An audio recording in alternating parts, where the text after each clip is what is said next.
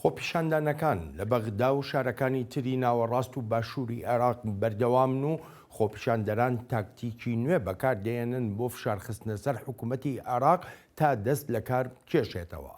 چاوی واشنگتن بۆ ئەم هەفتەیە تاوتوێی پرسی ئەو شەپۆلینا ڕزاییە دەکا کە عێراقی بە شەڕوێران بووی گرتوێتەوە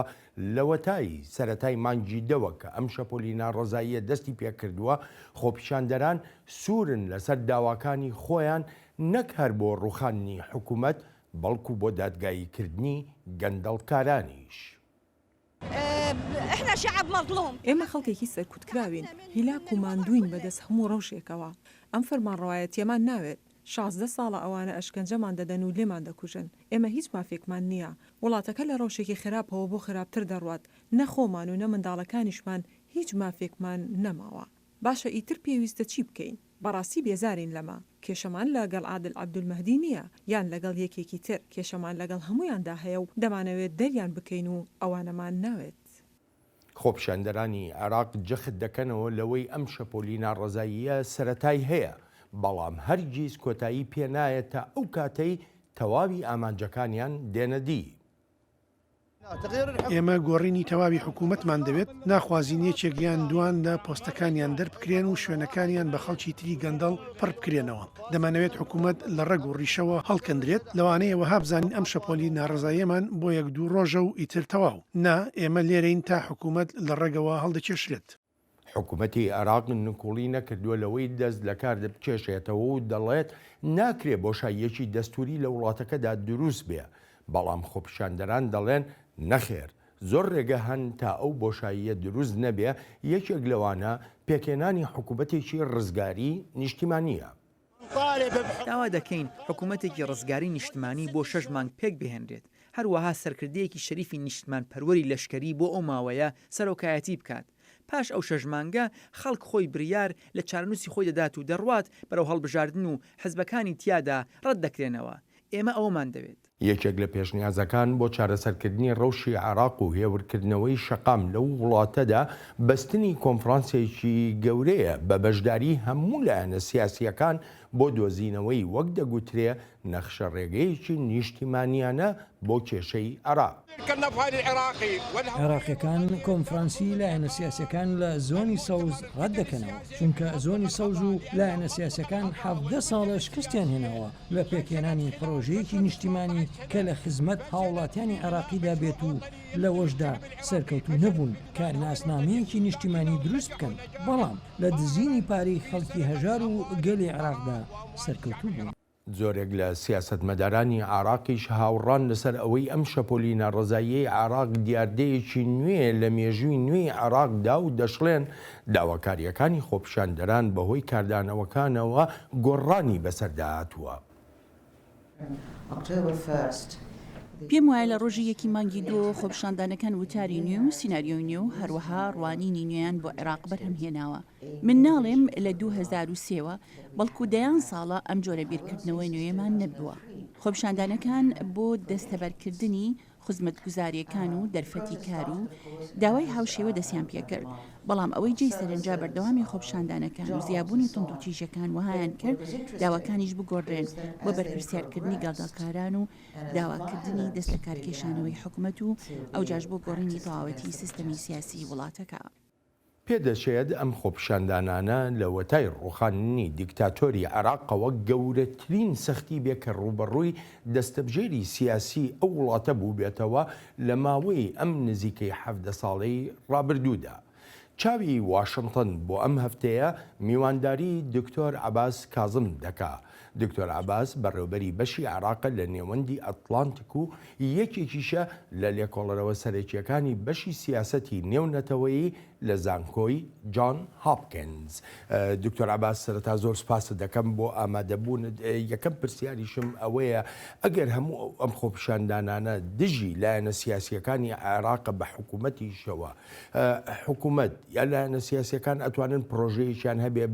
بۆ جێبەجێکردنی ئەو داوایانەی خەڵک و خەڵک متمانیان پێ بکاتەوە. Thank you very much for the kind invitation, and it is سپاس بۆ میوانداریەکەت زۆر قورسە ئالەم ساتەوەختەدا کە خۆپیشاندەران لەسەر شەقامەکان و ژمارەیەک داوای ئاسبەرزیان هەن ڕۆژانەش ئاسی داواکانیان بەرزتر دەکەنەوە بۆیە دەڵم قورس دەبێت دەبواە حکوومەت بەر لەوەی خەڵک بڕژێنە سەر شەقامەکان هەنگاوی کردەی خۆیان بنایە بەڵام بە دڵنیاییەوە شیان هەیە و هەمیشە ئەو شیانە هەیە تا حکوومەت بتوانێت باشترین کاری خۆی بکات تا متمانی خەڵک بەدەست بێنێتەوە ئەمەش لە ڕێی وردبوونەوە لە داواکان و ڕازگویانە بە خەڵک بگوترێت ئەمانە ئەو داوایانن کە دەتوانین جێبەجیان بکەین ئەمەش ئەو ڕێشتانانن بۆ جێبەجێکردنی داواکانی تر و ئەو کاتەی پێویستە بۆ بەجێگەاندنیان بەڵێ زۆر گرنگە حکومە بە ڕازگۆیی لەگەڵ خەڵکدا بدوێت و پەیمانی نادروست نەدات بە کەس جامانجێک بێت یان کەمتر و زیاتر چونکە خەڵک دواتر دەزانێتەوە کە حکومت ڕاستی لەگەڵدا نەکردووە گەلی عێراق پێشتر زۆر پەیمانی دراوەتێ بە ڕاشکاوانە بڵێم زۆر درۆ لەگەڵ خەڵک کراوە ئیتر پشو درێژی نەماوە 16 ساڵ فەرمانڕەوایەتی خراپ و گەندەڵی و گەندەڵکاری ڕێکخراوە نێونەتەوەیەکان و دەستە بژێری سیاسی عێراقیش دانیان بە گەندەڵیدا ناوە هەر یەکێک لە سیاسەکانی عێراق کاتێ وتارێک دەدەن باز لە گەندەڵی دەکەن مەرجەعیەت باز لە گەندەڵی دەکات خەڵک باز لە گەندەڵی دەکەن هەر بووە دەڵێم بەڵێ شیان هەیە چونکە داوا و قسەی خەڵک تەنها لەسەر خودی عادل عەبدولمەهدی و حکوومەتەکەی نییە بەڵکو لەسەر پەیمان و شکاندنی پەیمانەکانە لە 2003ەوە تا ئێستا لەوانەیە عادل عەبدولمەهدی دەرفەتێکی باشتری هەبێت چونکە نزیکەی ساڵێکە لە ئۆفیسێکدایە و لە ڕاستیشدا زۆر کەس خۆشیان دەوێت و کەسایەتێکی بێزراو نییە بەڵام ئەوەیە شتە خراپە کەڵەکەبووەکانی حکوومەتەکانی پێشووی بماوەتەوە ئەگەر عەبدولمەهدی سووربوون و پێداگیری نیشان بدات و بەرنامەیەکی ڕوونی هەبێت بۆ هەنگاونانی بەرەو پێش ئەوە پێم وایە عێراقیەکان پێی قایل دەبن و دەرفەتێکی تری دەدەنەوە ئەمەژە بۆ دەکەی ئەگەر بێت و دکتۆر عادل عەبدولمەهدی سوور بێ پێداگر بێت لەسەرەوەی کە ئەو بەرنامانی کە هەیەی جێبەجێیان بکە بەڵام دکتۆر عەباسی یەکێک لە کێشەکان ئەوەیە دکتۆر عادل عەبدولمەهدی کاتێک کە باز لە بەرەنگاربوونەوەی گەندەڵی دەکا ئەمە بەو مانایەیە کە لێدانی بەرژەوەندی کۆمەڵێ لە سیاسیەکانی عێراقا ئەمە دەبێ بە چارەسەر لێرەدا. What you are saying is exactly the truth, but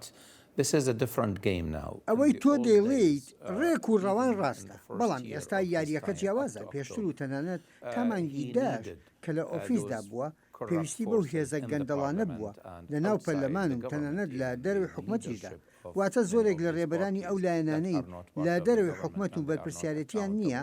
جا بە ئەوەش لەبەر چاو بگرین کە زۆربەی گەندەڵک لە دەروی حکوومەتدان و خەڵکی ناو حکوومەتیان کردوتە ئامێر بۆ گەندەڵیەکان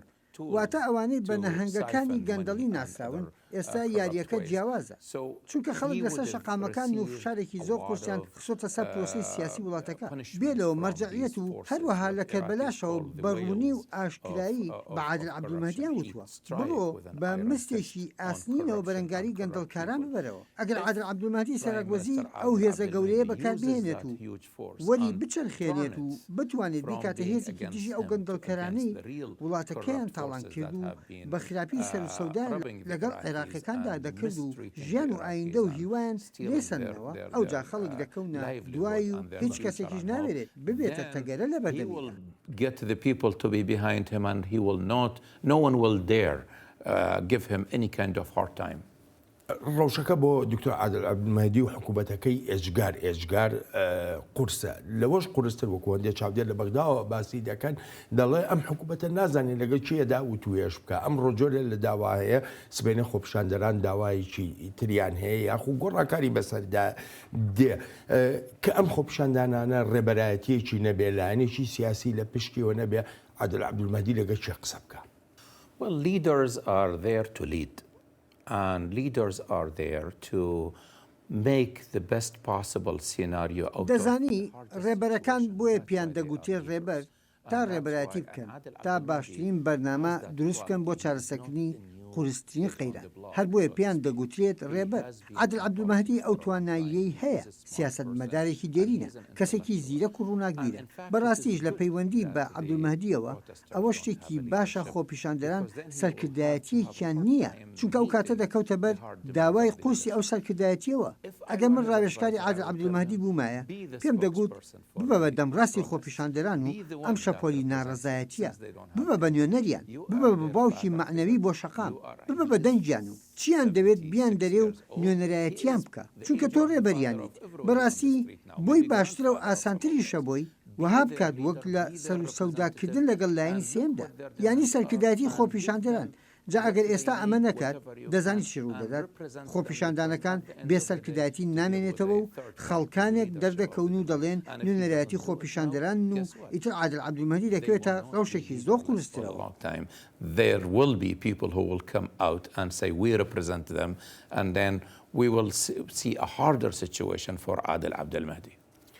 من دەگەڕێمەوە وڵات بابزانین ڕای مەرجعیەتی شیعەکان بەچی دەگا. لە وەتای ئەم قەیرانە لە عێراقدا دەستی پێکردووە مەرجعیەتی شیعەکان وتاری ڕۆژی هەینی تەرخان کردووە بۆ ڕێنماییدان و باسکردنی ئەو هەلومەرجەی وڵاتەکەی تێکەوتووە. مەرجعیەت داوا دەکا عێراق نەبرێ بەرەو شەڕی ناوخۆ. إن الدماء الزكية التي سالت ئەو خوێنەی لە چەند هەفتەی ڕابردوودا ڕژاوە لای ئێمە هەمومان بەهایکی گەورە هەیە هەر بەوەیە پێویستە کار لەسەر ڕێگەگرتن لە خوێن ڕژانی زیاتر بکرێت و هەروەهاش ڕێگە بگیرێت لەوەی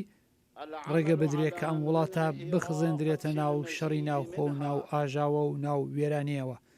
ئەمانەش دەشێت بکرێن ئەگەر بێت و هەموو لایەنەکان هاوکاری یەکتر بنن بۆ چارەسەرکردنی ئەم قەیرانە ئێستا بەخواست و نیازپاچیەوە. بەڵام پێناچێت ئەم داوانەی مەرجعیەتیش وەک پێویست یارمەتی دەربن بۆ هێورکردنەوەی شەپۆلی ناڕەزاییەکان لە عێراقدا لەو سۆنگەیەوەی هەر هیچ نەبێ بەشێکی خۆپیشاندەران نایەنەوێت ئاین بەشێک بێ لە دەوڵەتەکەیان. خۆم و خێزانەکەم هەر لە یەکەم ڕۆژەوە بەشداریمان لەم خۆپیشاندانەدا کردووە. ئازادیمان دەوێت بۆ وڵاتەکەمان. نامانەوێت هیچ لایەنێکی سیاسی یان میلیشیای فەرمانڕەواییمان بکات. حکوومەت خاوەن بڕوانامەکانی ناچار کردووە بە بنەبار هەڵگر. وڵاتیان وێران کرد و ئیتر ئێمە نامانەوێت کەسایەتی ئاینیەکان دەست بخەنە کاروبارمانەوە. بە هەر خەریکی کاروباری خۆیان بن و دوور بکەونەوە لە سیاسەت. نەهارەوەندە. بەڵکو بەشێکی خۆپیشاندەران هەم مەرجعیەت و هەمیش کەسایەتی ئاینیەکان وەها لاواز سیر دەکەن کە توانای هیچ شتێکیان نییە. ئێمە لە سپەینانەوە لە خۆپیشاندان داین و ئەوانیش گازی فرمێش ڕێژمان تێدەگرن کوان ئەوانەی غیرەتیان هەیە کوا مەرجعیەت ئەرێ سید مقتەدا تۆ چه بەزمێکت هەیە کوایت سیستانی ئەوە خەڵک هەموو وێران بوون ئەوە دەمان کوژن هەموو مافەکانمان تاڵان کران واللهی حرامە بۆچی ئەمانەوەها دەکەن ئێمە خۆپیشاندان دەکەین بۆچی وەها وەڵاممان دەدەنەوە ئەم خەڵکە چی بکات هەر چۆنێک بێت بۆ زۆرێک لە سیاسەتمەدارانی عێراق ئەگەری شەڕی ناوخۆ بە دوور نازانرێ بە تایبەتیش بەهۆی ئەوەی زۆرێک لە هێزە سیاسیەکانی شیعە باڵی چەکداریان هەیە و ئەڵبەتە ئەمە بێ لە هێزە میلیشیاییەکانی تری لە ناو عێراقدا هەن.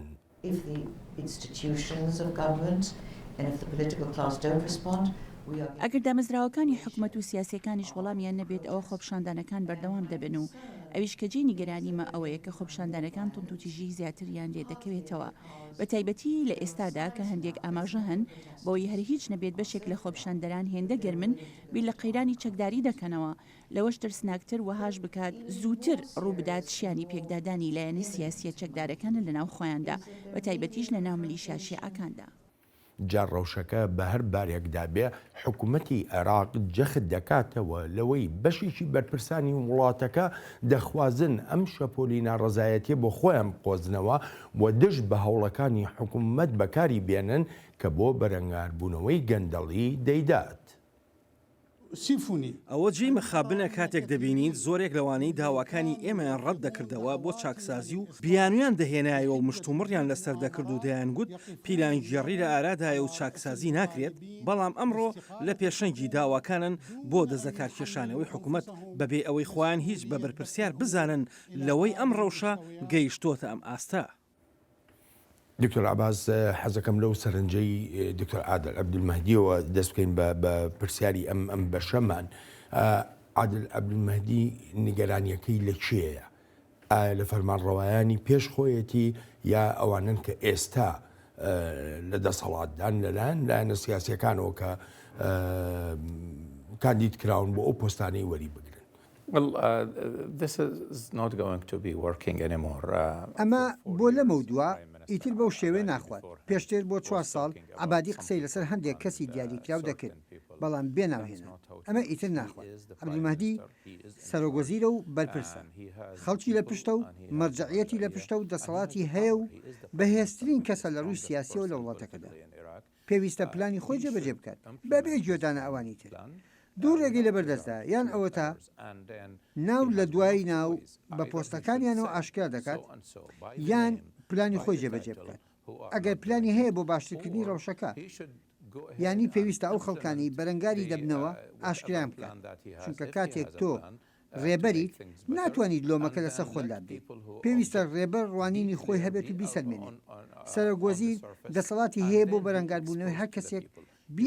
ببێتە تەگەرە لە بەردەم هەوڵەکانیدا بەڵام ئەوەی بیت و لۆمەکە بە ئاماژەکردن بخەیتە سەر خەڵکی تێر ئەوە کاری دەوڵەتداری نییە و ڕێبەرایەتیش نییە دەزانم و تێدەگەم لەوەی ڕەوشەکە عادل عەبدولمەهدی زۆر قورسە ئەرکەکەی تا ئەندازەی مەحاڵ سەختە لەوەی بە میرات بۆی ماوەتەوە بەڵام دەیڵێمەوە ئەمە ئەو شتە نییە کە ڕێبەر دەیکات چونکە ڕێبەر هەمیشە ئەو دەستانە بە باش و بەخراپیشەوە بۆ خەڵکی خۆی ئاشکرا دەکات جا بۆیە پێویستە ئەو جۆرە ئاماژانە بوەستێنرێت چونکە بۆ ئەوانی پێش خۆی مالیکی و عەبادی و جەعفەری هیچ ئەنجامێکی نەبوو پێویستە لاپەڕەیەکی نوێ هەڵبداتەوە و ڕێبەرایەتیەکی نوێ دەست پێ بکات ئەو ڕێبەرایەتیەی چی لەسرە بیکات و وها بکات ئەوانەی بەرەنگاری دەبنەوە با ئەوان ڕوبەرووی تووڕێی و نارزای خەڵک بنەوە نەک ئەوەی بەردەوام تووڕێی ئەو خەڵکەت ڕوبەروو بێتەوە کە بەهۆی کاری خراپی کەسی ترەوەی مەرجعیەتی شیعە توانێت چی بکە وەکو پشتیوانی بۆ عادل عەبدولمەهدی ئەمە جۆمان لە چەند خۆپیشاندەرێک بۆ ئانی ئەماژە بەوە دەکات دەڵێ با کەسایەتی ئاینەکان دوور بکەونەوە خۆپیشاندەرێکی تر دەڵێ مەرجعیەت کوای لەکوێی هەمومانیان کوشت. Well, this is the hardship of the marja'iyya. On the one hand, ئەمە کێشەیەکی مەرجعیەتە لەلایەکەوە عێراق سیستەمی ویلایەتی فەقیهی نییە هاوشێوەی ئێران لەبەر ئەوە مەرجعیەت ڕۆڵێکی دەستوری نییە عێراقیەکان ویلایەتی فەقیهیان ناوێت چونکە نزیکەی لە 150 دانیشتوان شیعەنین و دوای ڕای مەرجعیەت ناکەن لەبەر ئەوە ناتوانرێت ڕای مەرجعیەتیان بەسەردا بسەپێنرێت بەڵکو ڕای خۆیان هەیە کە بە تەواوەتی جیاوازە و ئاینی نییە کۆمەڵگەی عێراق بەگشتی کۆمەڵگەیەکی ئاینی نییە تەنانەت ئایەتوڵا سیستانی نایەوێت عێراق ببێتە ویلایەتی فەقیه جا مەرجعیەت چی کرد پاش یەکەم هەفتەی خۆپیشاندانەکان لە سەرەتای مانجی دەدا ڕاگەیاندنەکەی مەرجعیەت ڕوون بوو کە دەڵێت لە مانجی هەشتی ساڵی 2015دا بە عەبادی مامود بە مستێکی ئاستینەوە بەرەنگاری گەندەڵی بەرەوە و ئێمەش یارمەتی دەدەین مەرجعیەت دەڵێت ئەمە دووبارە دەکەینەوە هەماشتیش بە عەبدولمەهدی وتراوە هەر بۆیە مەرجعیەت هەوڵی داوە چەندێک بتوانێت یارمەتی و پشتیوانی بڕەخسێت بەڵام ناوێت حکومەت وەلاوە بنێت چونکە لە ڕووی دەستوریەوە ناتوانێت ئەوە بکات هەروەها ڕوانینی سیستانی ئەوە نییە حکومەت پەراوێز بخات و مەرجعیەت ببێتە حکومەت he does not want to sideline the government and be the government. بەڕای تۆ ئەگەر بێت و ئەم ڕەوشە لە عێراقا درێژە بکێشێ ئەڕوا بەرەو شەڕی ناوخۆ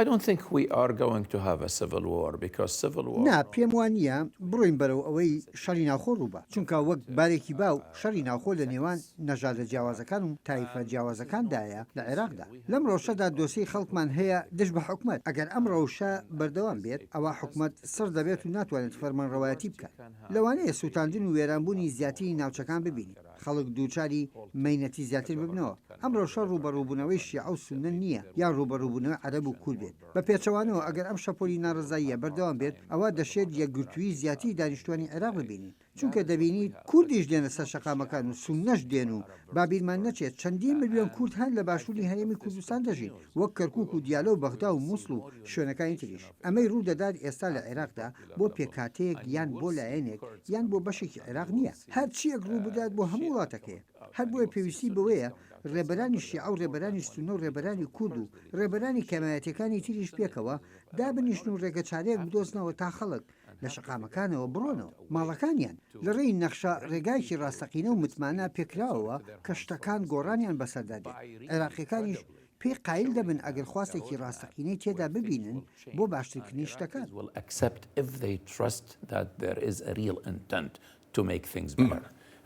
یەک پرسیار زۆر بە خێرایی خۆت لێرەوە کە چاودێری ئەو ڕەوشەی عێراقەکەی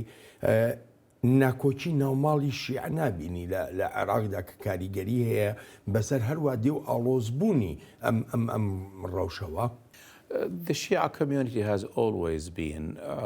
fragmented. We have more than one marja, we have more than one political party sometimes. کۆمەڵگەی شیعە هەمیشە دابەشبوونی تێدا بووە زیاتر لە یەک مەرجعی هەیە ژمارەیەک لایەنی سیاسی شیعە هەن هەندێک جار شەڕیشیان کردووە ناکۆچی هەیە لە نێوانیاندا زۆرێک لە شیعەکانی وەک عێراق سیکولار و دوای مەرجعەکان ناکەون بەڵام لەم کۆمەڵگەیەدا لە عێراقدا دەتوانم بڵێم هەمووی ڕێز بۆ قسەی کەسێک دادەنێت ئەوش ئاەتوڵڵا عەلی سیستانیە و تا ئەو لە ژیاندا بێت دەتوانێت یەکگرتووی لەناو شیعەکاندا بپارێت هەر بۆیە من ترسم لەوە نییە توندوتیژی لەناو کۆمەڵگەی شیعەدا دروست بێت چونکە ئێستا ئەو قۆناغانە تێپەڕین و عێراقیەکان بە شوێن ئەوەدا دەگەڕێن فەرمانڕەوایەتێکی باش و سیاسەتێکی باشیان هەبێت چیدی شەڕی یەکتر بە باش نازانن Good politics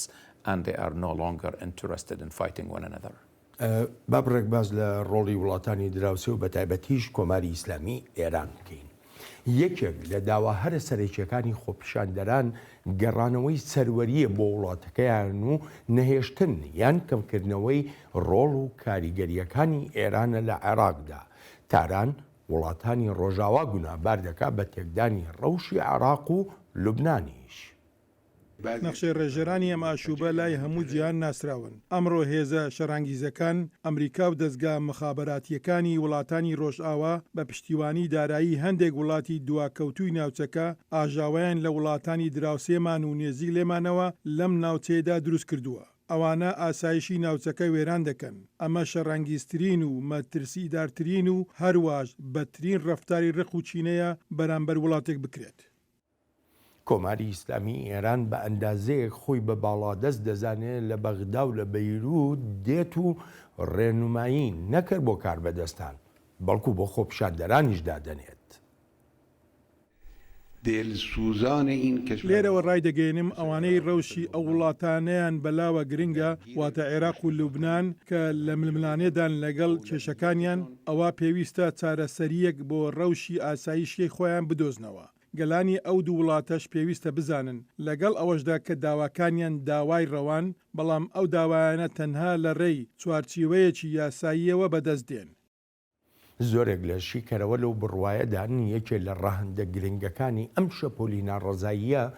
زیندووکردنەوەی ناسنامی عێراقی بوونە چونکە خۆپیشاندەران خۆیان نەبەستوتەوە بەو دۆسەیانەی پەیوەندیان بە ئاین و ئاینزا و نەژادەوە هەیە.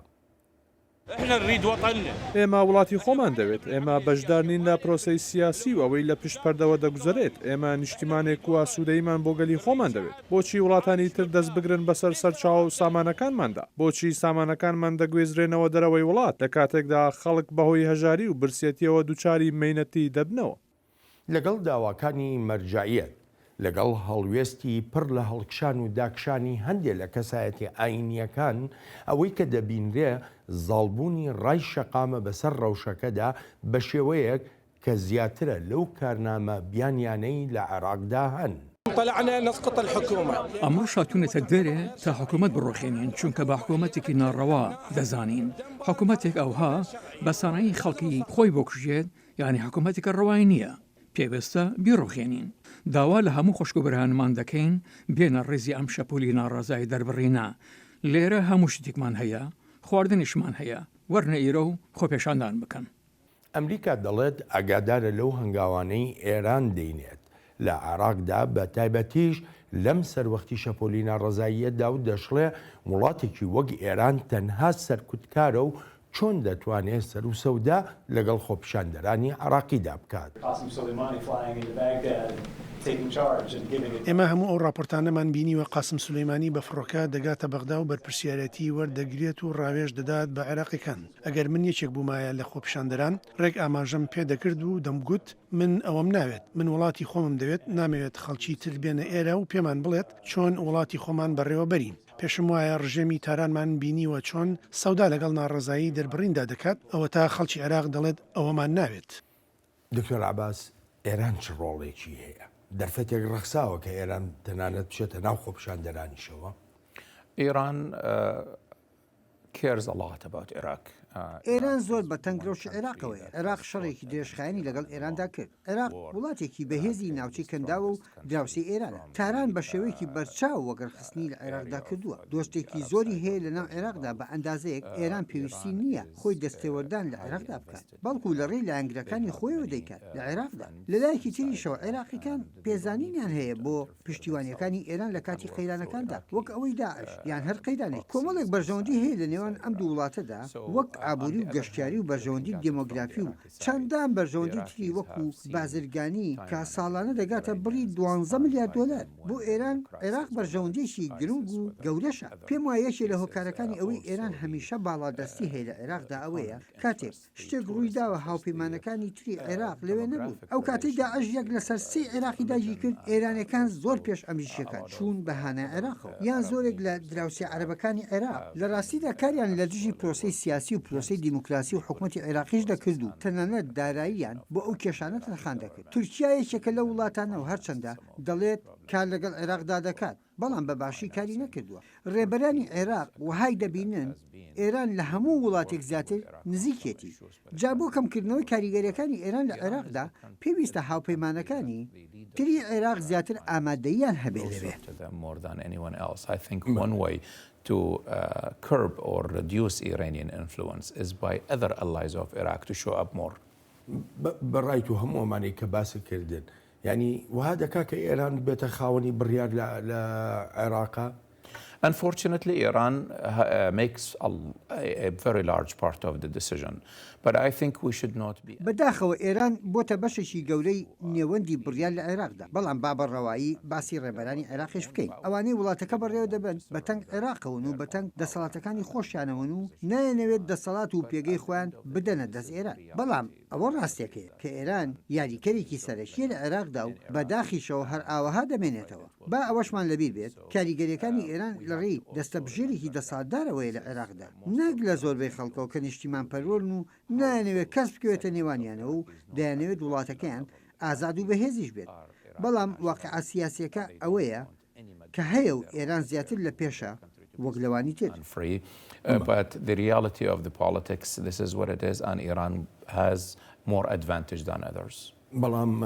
دکتۆر عەباس بە خۆشت دەزانی خەڵک بوونی ئێرانی ناوێ ئێمە پێشتر لە خۆپیشاندانەکانی شاری بەسڕەیە بینیمان خەڵک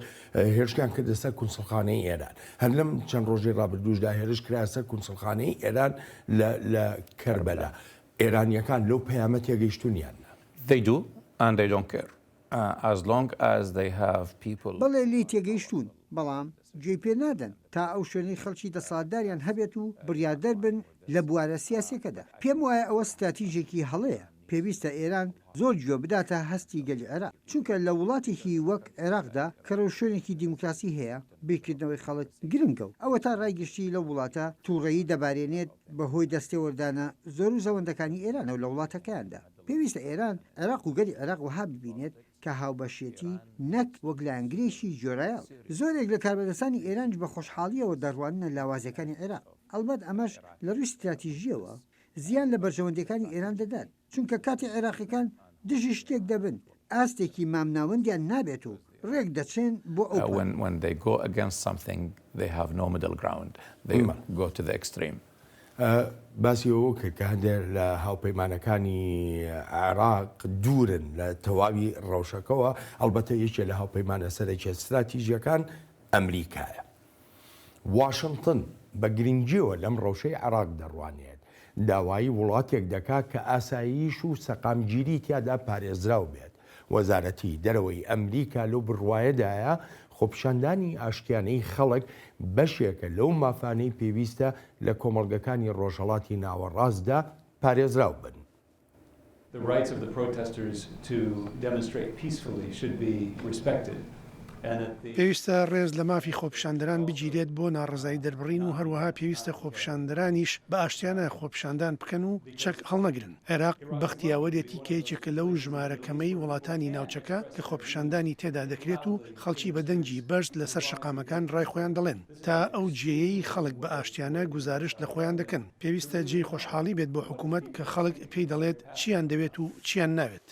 وەک کاربەدەستانی ئەمریکایی دەڵێن ئەگەریش ڕاستەوخۆ قسەیان لەسەر دۆسەی عێراق نەکرد بێ لەبەر هەندێک هۆکار، بەڵام هەمیشە واشنگتن ئامادەیە بۆ هەر هاوکاریەکی عێراق بیەوێت.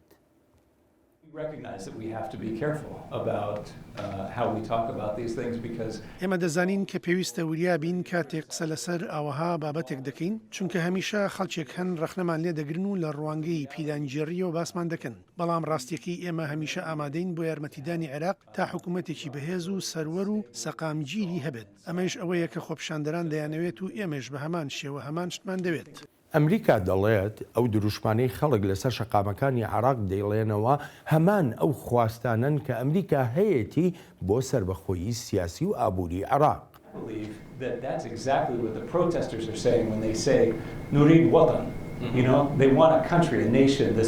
من لەو بڕواایەدام ئەمە ڕێک ئەوەیە کە خۆپیشاندەران دەیڵێن من نیشتیمانم دەوێت، ئەمە ینی داوای نیشتیمانێکی ڕاستەقینە دەکەن بۆ خۆیان، نایەنەوێت وڵاتەکەیان ببێتە مەدانێک بۆ جەنگ، عێراقیەکان نایەنەوێت ببنەدار دەست یان ببنە لاڕێیەک بۆ خەڵکی تر، ئێمەش بە تەواوەتی هاوڕایانین.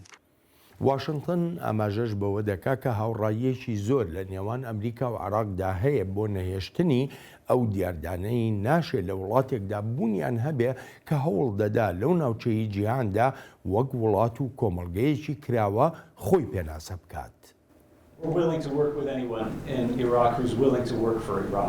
ئێمە دەخوازین لە عێراقدا کار لەگەڵ هەموو ئەوانەدا بکەین کە دەخوازن کار بۆ عێراق بکەن، ئەوەی ئێستا عێراقیەکانیش داوای دەکەن هەمان شتە، هەروەهاش جیاکردنەوەی ئاین لە سیاست و لە میلیشیەکانیش. پێویستە هەموو هێزە چەکدارەکان لەژێر فەرمانڕەوایەتی حکوومەتی نێوەندی عێراقدا بن. ئەمە ڕاستیەکە و هەموو لایەکیش هاوڕایە لەسەری لە هەردوو حکوومەتی ئەمریکا و عێراقیشدا.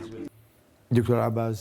ئەمریکا دەڵێ ئامادەیە بۆ هەموو یارمەتیدانێکی عێراق. ئەمریکا ئەتوانێت چی بکات لە عێراق بە تایبەتی لەم ڕەوشەی ئێستادا کە ئەمریکا پێ ناچێت ینی گرنگجێکی زۆر بە ڕەوشەکە بدا. When it comes to the protests, and currently it is better for the United States not to be involved because given the way Iraqis think,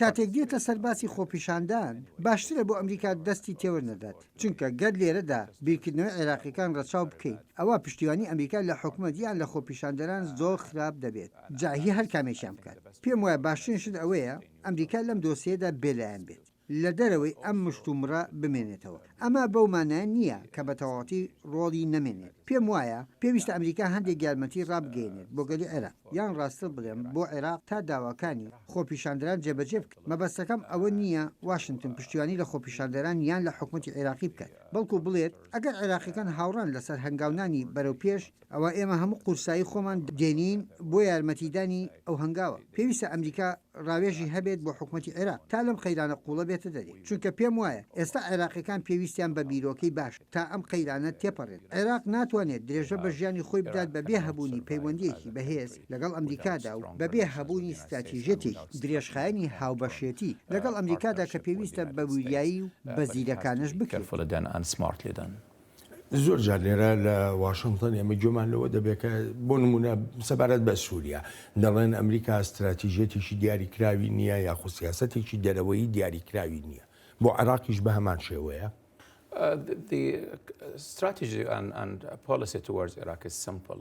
استراتیژیەت و سیاسەتی ئەمریکا بەرامبەر عێراق سادەیە و گەورەترین کێشەی سیاسەتی دەرەوەی ئەمریکا بەرامبەر عێراقەوەیە کە ئەمریکا لە ڕوانگەی ئێران و سەیری عێراق دەکات. بە مانایەکی تر ینی هەر سیاسەتێکی ئەمریکا بەرامبەر عێراق لەسەر بنچینەی هەنگاوەکانی ئەمریکایە بەرامبەر ئێران. ئەلبەت ئەماش هەڵەیە، چونکە ئەوەی پێویستە ئەمریکا هەیبێت سیاسەتێکە بۆ عێراق وەک عێراق نەک وەک داوسەیەکی ئێران، نەک وەک سیاسەتێکی ناوچەیە کە عێراق بەشێکی بچووکی بێت. جا بەڕاستی ئەمە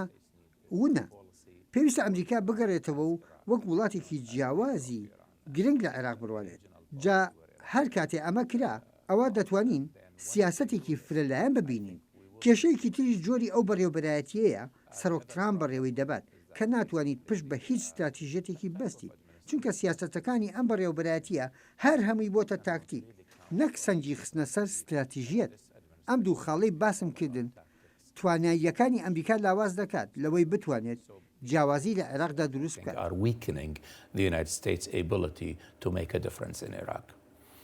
بگەڕێنەوە بۆ لای خۆپیشاندەرانی عێراقی. هەروەک لە سەرەتای ئەم بەرنامەیەدا ئاماژەمان پێدا خۆپیشاندەرانی عێراق تاکتیکێکی نوێ بەکاردێنن بۆ فشارخستنە سەر حکوومەتی عێراق لەوانە گرتنی ڕێگەوبانە سەرەکیەکان لە بەغدای پایتەخت و شوێنەکانی تریشدا هەروەهاش کۆنتڕۆڵکردنی بەندەرە گرنگەکان وەک بەندەری قەسر لە باشووری وڵاتەکە. هذا المكان مكان حيوي مكان اقتصادي فاللي يريده من عندكم يعني وتوصلون ئەم بەندەرە بۆ ئابووری عێراق زۆر گرنگە بە هیچ شێوەیەک ناکرێتەوە تا ئەو کاتەی داوای گەنجان جێبەجێ دەکرێت. ئێمە کار و جلوبەرگ و پارەمان ناوێت دەیانەوێت بە 175,000 دینارەکە لە خشتەمان برن. ئێمە گۆڕینی ڕژێممان دەوێت ڕێبەری ڕازگۆمان دەوێت کە ئاگای لە خەڵکی هەژار بێت. گرتنی ئەو بەندەرە بەشێکە لەو هاوسۆزیەی لە ناوچە جیاوازەکانی وڵاتەکەەوە دەردەبڕێن بۆ مەیدانی تەحریر لە بەغدا. هەموو کارێکمان لەم بەندەرەدا ڕاگرتووە وەک هاوسۆزیەک بۆ براکانمان لە مەیدانی تەحریر بە پشتیوانی ێزدان ناکشینەوە و لەم بەندەرە دەمێنینەوە تا دوا دڵۆپی خوێنمان. بەشێکی تری ئەم هەنگاوەش وەک خۆپیشاندەران دەڵێن درێژەی دەبێت و دەشڵێن بۆچی بڕوا بە هەوڵەکانی حکوومەت بکەن. يعني اللي خذت الدولة كلش كافي يعني ئەوەی تا ئێستا حکوومەت کردوێتی بەرامبەرمان بەسی نییە دەیانەوێت زیاترمان لێ ببن ئەم بەندەرەدا دەخین تا داواکانمان بەجێ دەگەێنرێن. ئێستا خەڵک و خاندنی حکوومەتی دەوێت حکوومەت دەست لە کار بکێشێتەوە داوای گۆڕانکاری دەکەن حکوومەتێکی نوێمان دەوێت تا مەفەکانمان بداتێت. ئێمە متمانەمان بەم دەسەڵاتی ئێستا نییە چونکە هیچ چاکسازیەکی پێ نییە بیخاتە بەردەست کۆمەڵگەی عێراقی. دکتۆر عباس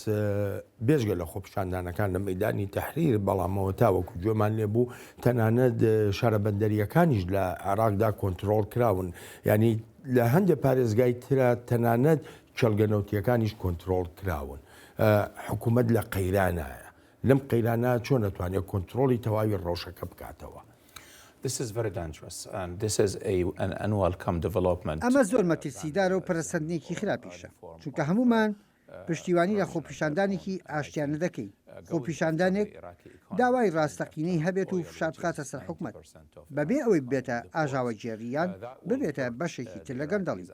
پێم وایە هەر هەنگاوێک بەرامبەر ئابووری عێراقیان بەرامبەر چەڵگەنەوتیەکان و بەرامبەر بەندەرەکان زیان لە عێراقیەکان دەدات و لە ڕاستیشدا لە کۆتاییدا بە زیانی داوا و ڕێبازی خۆپیشاندان تەواو بێت چونکە عێراقیەکان ناتوانن بۆ ماوەیەکی درێژخان لەسەر شەقامەکان بمێنەوە. ئەگەر بەندەرەکان دابخرێن و نەوتیش نەڕوات بۆیە پێویستە ئاگاهیەکی باشتر هەبێت لە ناو خۆپیشاندەراندا چونکە بەو شێوەیە وەک تەقا لە خۆکردنە. ئەگەر دەیانەیە حکوومەت شتێک کات نابێ بکەونە دوای شتێک کە بۆ عێراق و عێراقیەکانیش